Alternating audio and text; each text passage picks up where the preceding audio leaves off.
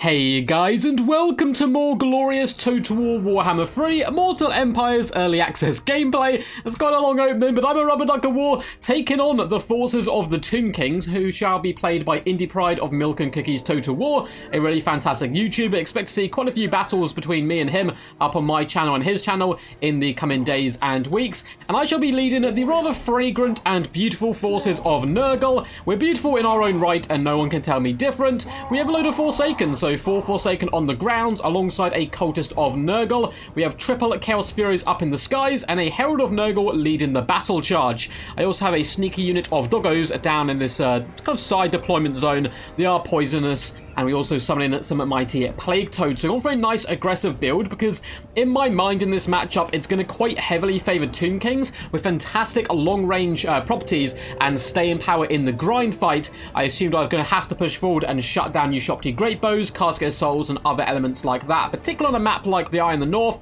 which has these high ground ridges. My opponent's got a bucket ton of chaff, as you'd expect, but mixed in, he has Tomb Guard with Halberds, which is quite nice to see. We also have King Nikesh's Scorpion Legion, which is a cool named unit. We have the Eyes of the Desert, the ultimate sneaky Snakos. We have the Ushopti Great Bows, no Chosen of the Gods here, sadly. And then Cetra the Imperishable. One is a god to a king, he claims, and he's going to charge forward onto the Nurgle forces, doing a pretty damn good damage. Now, Cetra's going to be an absolute beast here. He does come with those flaming attacks and magical attacks, making him perfect for taking down and counteracting the big healing scary lords. So I'm going to try and siege that a little bit early on. We come in with Rancid Visitation, trying to go for a little bit of a snipe, and the Herald of Nurgle is going right after the Bootay of Cetra as the Nurgle forces clatter against the shield wall of the Tomb Kings, looking to push them back as quickly as possible. I do have some sneaky Plague Toads going to wrap up and around, looking to get behind the enemy and shut down those Great Bows. There are already some Chaos Furies doing that task. I'm making an early push for the middle, moving my units forward to try to choke point the enemy where possible. We have the Kepra Guard being summoned alongside King Nikesh's Scorpion Legion. My Forsaken can't win this fight, but they can certainly hold them back long enough for me to claim the objectives and domination, and that's what it's all about, tactically positioning your troops to gain the upper hand. We do have some more Ushopti being summoned. The Plague Toads and Furies are vibing in my opponent's deployment zone here, stopping him from deploying any flyers, and also being a bit of a nuisance in the back pocket. I can swoop out and strike at any moment. It's quite hard for your opponents to keep track of what's going on back there. Cultist is getting forward. He's rather angry right now, going to be bashing his skull against the Eyes of the Desert as the Forsaken grind their way through Skeleton Warriors and move up to support him. Looks like there's going to be a push of Ushopti as well as Halberds onto Objective 3 here. We only have a lone unit of Nurglings currently holding that objective, so I need to be careful and probably maneuver some units over in that direction. Spawn of Nurgle have indeed been summoned. We have a glorious Stream of Corruption go down on the Kepra Guard.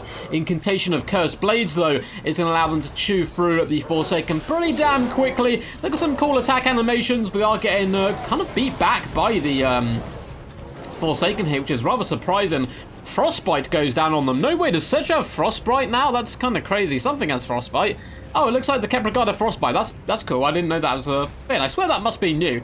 But who knows? Maybe my puny duck mind is misremembering. The Spawn of Nurgle are going to force back Cetra. He pops Incantation of Protection on himself rather wisely. That does actually give physical resistance. And yeah, I do a lot of magic damage across my build, though. I suppose the Spawn and Forsaken don't have any, so nice play there coming in by Indypride. Looks like he's making a big push for Objective 3. I do slow him down with the Curse of the Slug. That's going to buy time for the Forsaken to get a juicy rear attack on them. And likewise, the Plague Toads just being causing a bit of havoc in the back lines here, alongside the Furies, just constantly hounding and harassing the Great Bowmen where possible. And the Halberds have indeed been stalled. Chaos Furies as well as Plague Toads moving over to secure Objective 3 rather comfortably here.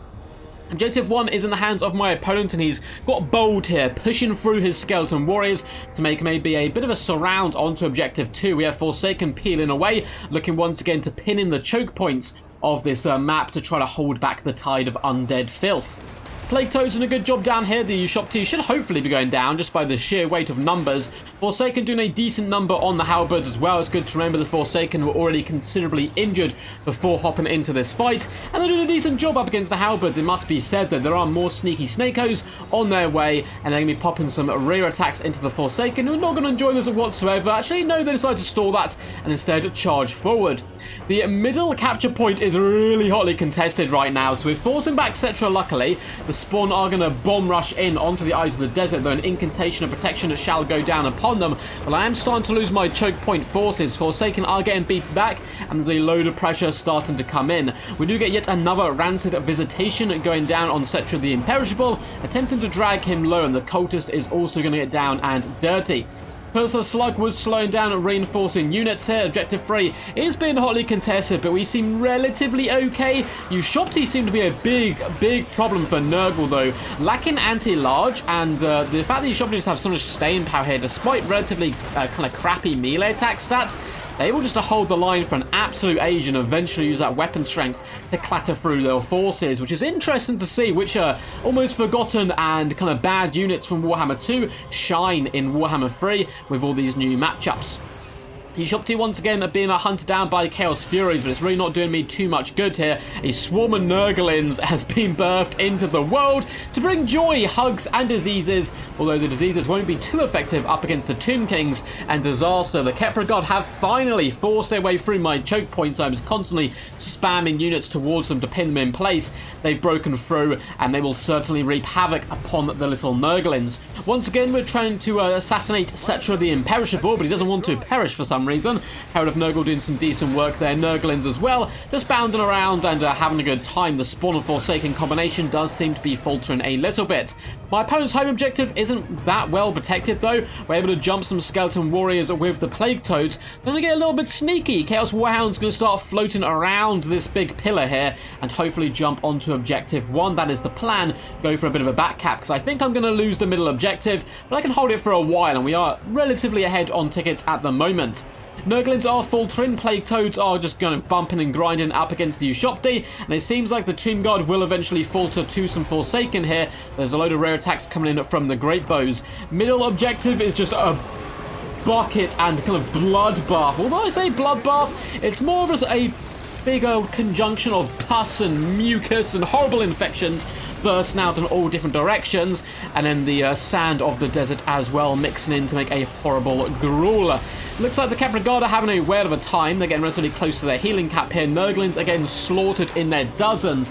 Herald of Nurgle, he's healthy, but his army is not, and we're certainly losing the momentum. Objective 2 has indeed fallen. We have some Plague Toads and Forsaken, though, making a desperate push for Objective 1, and this is where we're going to be tempting to get a little bit sneaky. Warhounds bomb rushing through the gap. They see the opportunity right now. Riders of Chaos and Nurgle hop on top of the objective for wrath, ruin, and the world's ending, but it looks like my opponent may be onto me. He's going to try and force back some of his infantry, but more importantly, he has horsemen nearby who were committing to a losing fight up here on the high ground. I do have 2 more units of Warhounds who can also sneak around. We are starting to cap this objective, but is it a little bit too little too late? Only time will tell. Objective 2 is certainly lost. Just hordes of Tomb Kings all over the battlefield. Forsaken are going to move up, but look how tanky that Ushopti's been. They've been there for like 50 years, slaughtering units left, right, and centre. Not the most kills, but hey, they've done a decent job. I'm going to be able to hold them back, though, with the forces I have there. So Forsaken going for a suicide charge in an attempt to pin in these 3 units. We'll have to see if that works. Unfortunately, the doggos do get cleansed by the horsemen and forced off. I'm attempting to push through. Curse of the Slug goes down on the Skeleton Warriors. Forsaken attempted to peel through, but looks like they will get dragged back into a fight they will probably win with the Plague Toads, but I need to win a bit faster. I need to be on this objective as quickly as possible, and that's where the dogs come into play. We have the 2 units starting to swarm onto Objective 1. Horsemen have been distracted, chasing off routing units. Objective 2 still has the mighty Herald of Nurgle here. He's going to be doing absolutely fine. Like, he can't really die here unless Cetra comes over. I've been dropping Stream of Corruptions all day long. Up to only 16 kills, though. Been a little bit of a disappointment, I'm afraid to tell him. He's not going to be too happy about that one. The Coatls as well hasn't done fantastic, to be honest, and is struggling out in the melee fight here. Objective 1 is slowly becoming ours. We've rather sneakily got some Warhounds on the objective, and I'm playing Ring Around the Rosie, basically. Every time my opponent attempts to attack me, I run around and put another dog unit in there. It's real kind of cheesy, just... I'm clutching at straws, so I need to claim this objective at least for a while. I'm trying my hardest, but Cetra's not having any of it. He's floated over to this side. He's going to be duking out with the forces of the Forsaken, alongside some beautiful snake play. Things are looking really rough for me right now. I do have the ticket advantage though, 3,500 tickets to 3,000. If I can just capture objective 1 for a short time, it doesn't need to be that long, I can then turtle in on my home objective. But speaking of which, those two Shopti have finished me off. I've got some Forsaken on the warpath, but it looks like we may even lose our home objective. There's zero chance in the middle. I'm not even concerning myself with that over there. And this is what I mean. So like the horsemen coming to chase off the warhounds, I then move my second unit of warhounds in an attempt to claim the objective. Search has been hunted down by the Herald, who's been after his booty all day long. He's been hunting him down. Search going for a little bit of a jig there with his chariot, trying to kind of rotate round. And the horrifying bug is going to be snapping its pincers and trying his best to poison and drag low the dreaded Dark Lord. But Setra summons you Shopti. He's got plenty of tricks left up his sleeve. And with the snakes coming in and Setra, we're unable to claim this objective. And things look lost. Nurglings are pushing through. We've got Forsaken as well as Skeleton Warriors just eyeing each other up. Neither of them want to engage in combat. They're a bit too scared. Like, do we want to risk our lives in a pointless fight that our lords are making us do? So there's going to be a bit of a standoff there. Warhounds, though, have no gripes whatsoever by pushing in and getting nice and aggressive.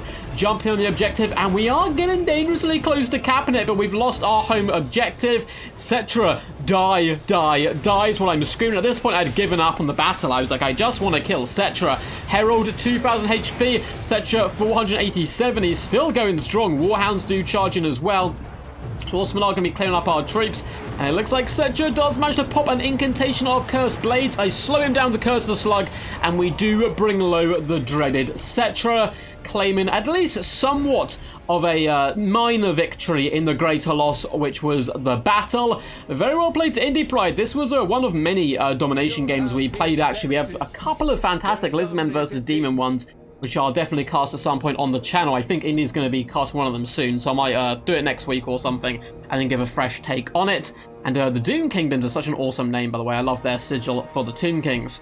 All round, I think my opponent did play a bit better than me in this one, but I do also think that all the undead factions, so Tomb Kings, Vampire Counts, and Vampire Coast, in particular though, Vampire Coast and Vampire Counts are going to be incredible in domination. Now, this is said from, a bit of experience, but also I've not played a million games, and there's only a small kind of pool of players playing right now, so take that with a pinch of salt. Things could drastically change. I remember when Warhammer 3 first started, and everyone thought Terracotta Sentinels were going to be this god tier indestructible unit, and now they're not actually that often picked.